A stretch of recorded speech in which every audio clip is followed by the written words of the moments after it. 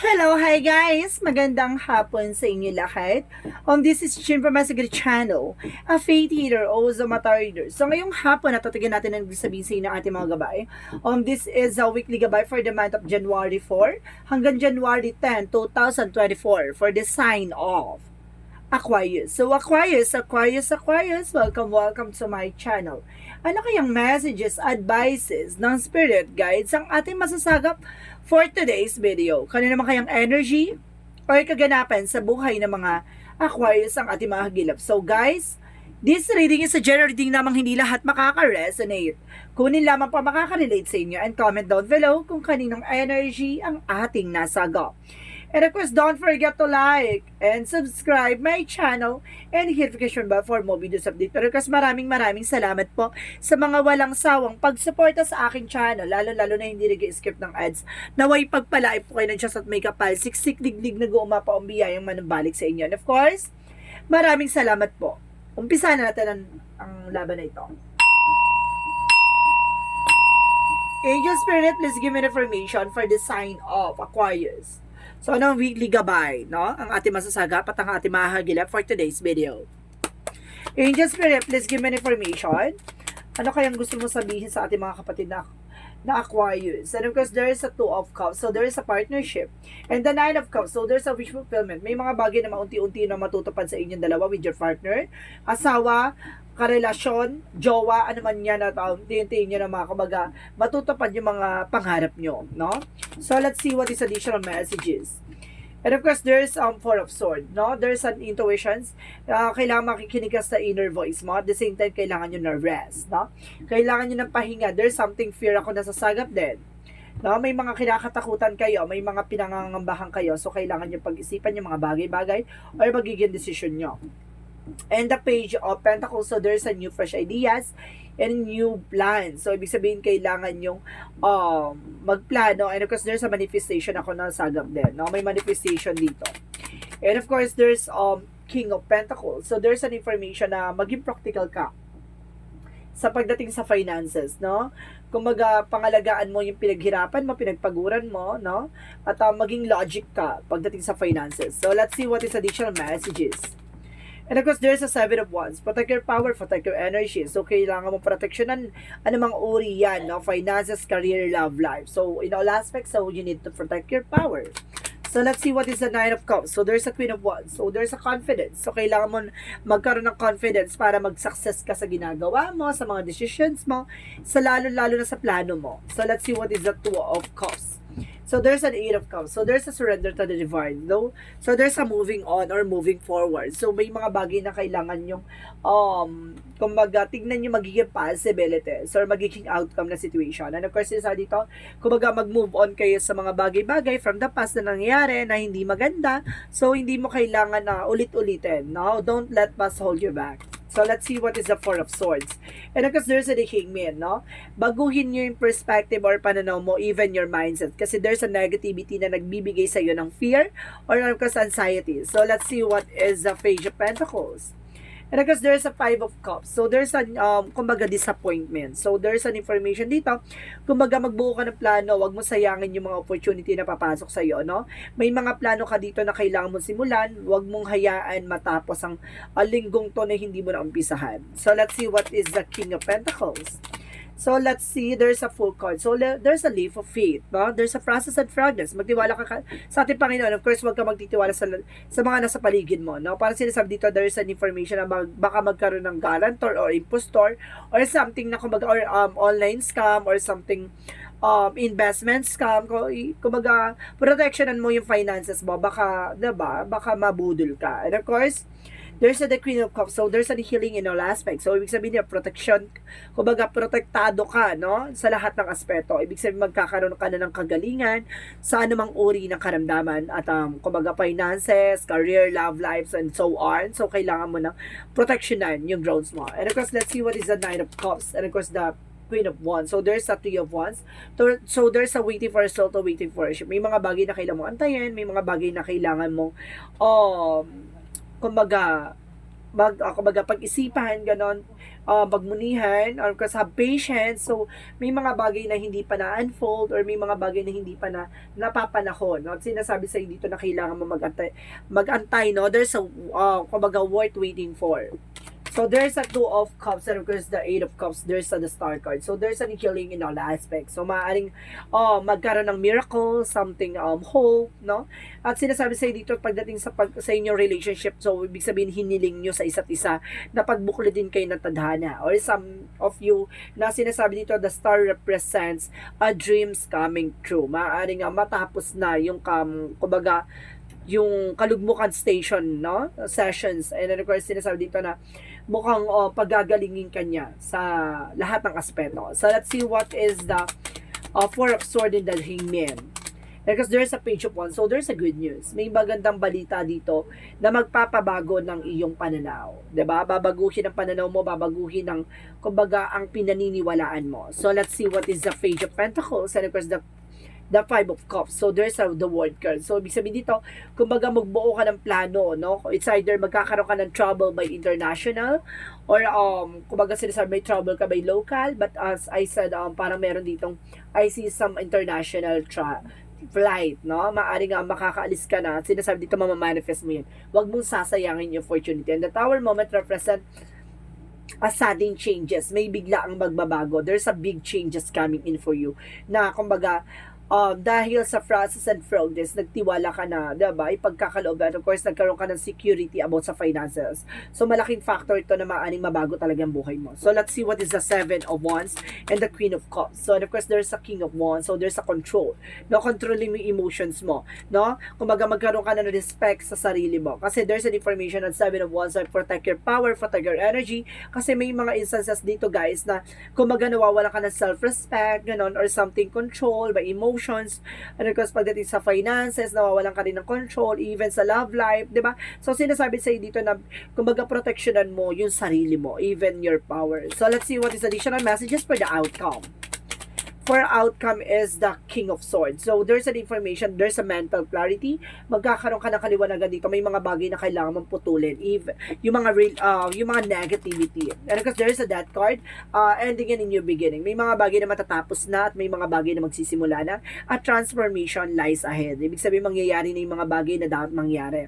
And because there's a Queen of Cups, so there's a devoted and supportive person. May taong tutulong at magmamahal sa'yo dito, no?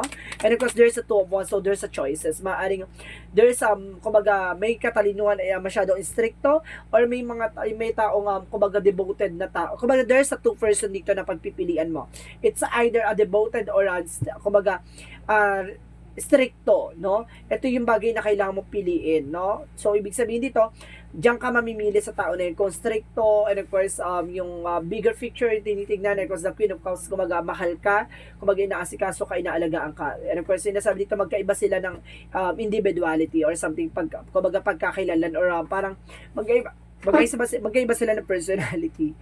And that card represent a transformation. So, dyan mababago ang sitwasyon mo. So, let's see what is additional messages for career. Career is the 10 of Cups. So, there is a long-term success and long-term investment. Ibig sabihin, magkakaroon ka ng pangmatagalang finances. So, magkakaroon ka ng, it's either na minana mo, no? Or magkakaroon ka ng good finances flow, no? Kumaga, there's a windfall. So, let's see about naman sa relationship. There's a Queen of Swords. So, there's a success drive, and of course, the Chariot card. So, there's an action. Ibig sabihin, nasa sa'yo yung control, kung sino ang pipiliin mo sa tao na yan, kung sino ang mamahalin mo. So, let's see what is the additional messages for health. And of course, there's a 6 of Wands. So, and of course, that 8 of Pentacles. So, ibig sabihin dito, magtatagumpay ka naman, pero depende yan sa situation mo, or sa ginagawa mo, or sa kinakain mo, sa iniinom mo. So, ibig sabihin dito, mag-focus ka sa ginagawa mo, sa trabaho mo, pero may way pa rin na kailangan mong alagaan yung sarili mo. Baka kasi nalilipasan ka ng gutom. So, may mga bagay na kailangan mong, kumbaga, alagaan din yung sarili mo, hindi puro trabaho. Okay, let's see what is additional messages for magical fairy messages. What is the magical fairy messages is all about? So, there's a whom do you need to forgive? So, sino ba yung taong mga gusto mong patawarin, no? As you release old anger or resentment, you will find that your wishes will come true. Kasi hanggat hindi mo to nabibitawan yung bigat at kumbaga sakit ng nakaraan, kumbaga hindi ka makakapag-proceed sa magandang kinabukasan, no? Hindi ka kumbaga hindi mo makikita yung magandang bukas kung may yung mga nakaraan na nagsisilbing blockages mo. So, let's see what is the Yin and Yang Oracle card. So, let's see what is the Yin and Yang Oracle card. And of course, there's a regret. No? May mga bagay na panghihinayang dito, pagsisisi, no? Kung hindi man ikaw yung nagsisisi, maaaring yung person mo, yun, or yung maaaring yung taong nanakit sa'yo. And of course, there's a third eye. So, there's a third senses. There's a clarity. Maaaring na, kumbaga, maliliwanagan ka na sa nangyari sa'yo. And of course, there's a strength card by empower. Kumbaga, makikita mo ng kalakasan at magiging matapang ka na this time. So, let's see what is the romance angels. What is the romance angels? So, there's a flirt. So, kailangan mong humarot and retreat. No? It's time to disconnect from the world. No? Harot-harot din. It's either harotin mo yung asawa mo kung may asawa ka, or kung wala ka asawa, you are separation. So, kailangan mong humarot. And of course, kumbaga, kung wala kang jowa, single ka, humarot ka, retreat, no? Kumbaga, it's time to disconnect from the world, no? Kailangan mong mapag-isa or something na kailangan nyo mapag-isa ng sa inyo dalawa lang na inyong relationship. So, kailangan nyo mag-unwind parehas, no? If you are married. So, let's see what is Archangel Michael messages. And of course, there is pay attention to your dreams, no? Kumbaga, titingnan mo yung pangarap mo, kung ano ba talaga yung pangarap mo o hangarin mo sa buhay. And of course, your inner guidance is real and trustworthy. Magtiwala ka daw sa mga gabay mo kasi mapagkakatiwalaan yan. And of course, explore your options, no? Kailangan mo munang alamin yung mga bagay-bagay na magkakaroon ng kumbaga pagbabago sa pagkatao mo or skills mo. Kumbaga, may mga bagay na dapat mong tuklasin. Discoveries to yourself, no? So, let's see what is additional messages. So, let's see what is additional messages. And of course, there's a career change, no? Kumbaga, baguhin mo yung career mo or something, o mababago yung career mo. And of course, there's nutrition. So, kailangan mo na masusustansyang pagkain, no? Fruit and vegetables. Kasi may mga nararamdaman ka siguro sa katawan na. So, kailangan mo ng malunggay, daon ng palaya, or tawag dito ng mga fruits na, 'di ba, nakakatulong for inflammatory, for to boost your immune systems. And of course, may mga fruits tayo na kumbaga for skins, allergies, no? May mga bagay na kailangan mong ng fruit and vegetable. Because there's a destiny. So, ibig sabihin dito may kapalaran talaga nag-aantay sa iyo. Meron ditong kumbaga meron talaga naka-adya sa iyo kung sino talaga at kung ano at paano. And of course, there's an expansion, palalawakin ng kaalaman, palalawakin ng pamilya. So there's a destiny, ibig sabihin may tao talaga nakatadhana sa iyo. And there's an insecurity, no? Kumbaga maraming taong naiinggit sa iyo, or some of you baka meron kang kumbaga sariling insecurity. So kailangan mong alisin 'yan. So let's see what is the Monsology. Win-win outcome forecast. So, ipapanalo mo tong laban na to. And of course, communication is the key. So, kailangan mo makipag-communicate with your person. Kasi, kumbaga, hindi lang ikaw dapat yung kumukontrol sa situation. Kailangan kayong dalawa, no? Kumbaga, kayong dalawa ang nagmamaneho ng buhay niyong dalawa. Gano'n, ng pamilya nyo. So meron kayo dapat unity. And of course, there's a winter for release, transition. Kumbaga may pagbabago magaganap dito, may mga bagay lang talaga na kailangan mong alisin o i-release. And of course, there's a dolphin boy, kumbaga, enjoy your life from the fullest, no? Kumbaga, mag-enjoy ka sa buhay mo dahil hindi mo na mababalik yan kapag lumipas na. And of course, there's an healing. So, maaring, kumbaga, kailangan mo ng kagalingan, no? And there's an inner truth. Malalaman mo ang katotohanan. And of course, there's a mystery. Malalaman mo ang kasinungalingan. There's a secrets, katotohanan, at kagalingan. Ibig sabihin, meron dito nangyaring nasaktan ka, no? Hanggang ngayon, hindi ka pa nakaka-recover from the pain. So, let's see what is Archangel Raphael. Sobriety. Ibig sabihin dito, kailangan mo talaga ng masusustansya pagkain, ha? Fruits and vegetable. Ang laking factor dito na kailangan mo ng ubas, no? Kasi for anxieties yon. Para makatulong sa for anxieties yung mga hindi makatulog dyan. So, let's see what is additional messages. And of course, apple naman for your bones, no? And of course, sinasabi dito, there's a water your garden. So, there's a nourishment, tenderness, and rest. So, kailangan mo ng body care. Ingatan yung sarili, yung katawan, ipagpahinga. And of course, there's an empathic star seed. Kung baga, ibig sabihin, wag mong kunin yung mga bagay na hindi para sa'yo. Diba?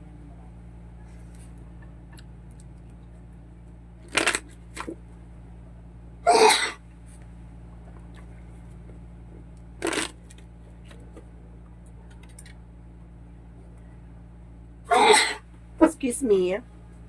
So, let's see what is the energy. Let's see what is the energy. So, there's a community. So, there's a information dito. There's a social friend or socialize sa ibang tao. And of course, there's a contract. So, kailangan mo ng kontrata. Or something pagkakasundo. Or something baka married, no? Or end of the contract mamaya. Tapos na yung kontrata mo dyan sa ibang bansa. Or kailangan mo pumirma ng kontrata. And there's an abundance. Talagang may kasaganahan dito. There's an abundance. And of course, there's a fear. No? Alisin mo yung takot at pangamba mo. Baka rin yan na nagsisilbing blockages mo. So, let's see what is the Jesus loving quotes. So, unto you, it's given to know the mystery of Kingdom of God. So, ibig sabihin, nasa sa'yo yan, no? Yung mga bagay na ibibigay sa'yo ay, kumbaga, kailangan mo munang malaman yung, kumbaga, kailangan mong tuklasin yung mga bagay-bagay na hindi mo pa nakikita, no? May mga bagay na hindi ka pa nakikita na binibigay sa'yo na the way na para maraming instrumento sa paligid mo na tutulong sa'yo the way na para ma-enhance yung skills and abilities mo, maaaring, kumbaga, may mga sacrifices, and of course, there's a mistakes na nagaganap or something failure, kumbaga, lahat ng mga bagay na yan ay, kumbaga, inaadya na nasa taas para matulungan kang matuto, no? At tumayo sa sarili mong mga paa. So, let's see what is the angel's answer, guys. Mag-isip kayo ng mga katanungan nyo kung ano gusto nyo itanong, no? Andito yung kasagutan. So, magbilang ako ng 3, kailangan nakapag-isip ka na, okay? 1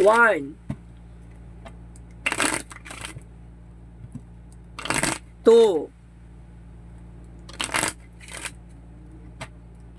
3 Angel's answer. Give me an answer for the question. And of course, there's an if you believe. Kung naniniwala ka lang, diba? Kung malakas sa pananampalataya, malakas sa paniniwala mo, lahat ng mga bagay-bagay masusolusyonan na. At malalaman mo kung paano susolusyonan. And of course, choose new direction. Pumili ka lagi ng mga bagong direksyon. And of course, there's a recovery. Now, makaka-recover ka na from the pain, from all the sacrifices, that all the sudden. Parang gano'n. Parang lahat ng mga bagay na nangyari sa'yo, no? There's a recovery. So, let's see what is the angel's number. Let's see what is the angel's number. Angel's number, give me an information. So, there's 26 by I am untouchable. You have a desires to succeed and will help most accomplish when your work benefits others. Your intuitive awareness of what the people want allow you to come up with innovative solution to meet their needs. So, ibig sabihin dito, kaya matumulong, no? Sa, kumbaga, sa trabaho mo, sa kung ano mang ginagawa mo na makakatulong din sa'yo at sa ibang tao, no? Kumbaga mataas ang yung intuitions na kumbaga para mataas ang intuition and of course imaginations mo. Yung mga bagay na pinangarap mo nagsasucess yan kapag talaga gusto mo yung ginagawa mo. So let's see what is the messages of life.